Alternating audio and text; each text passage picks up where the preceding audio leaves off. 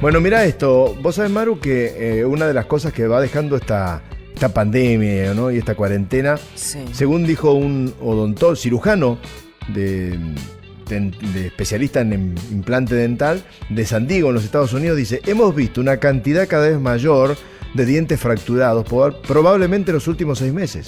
Mira. El estrés por la pandemia hace que cada vez más personas tengan bruxismo y se coma, digamos, Eso de digamos, morder diente con sí. diente. Exactamente. Sobre y lo todo rompen. cuando dormís, creo, ¿no? Claro, es cuando dormís el bruxismo. Yo ahora parezco un boxeador porque tengo dentadura postiza, pongo un montón de cosas, ¿viste? Para dormir. Porque Y sí.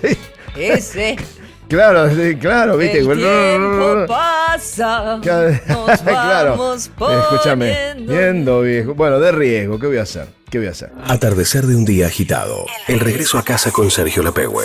En la 100.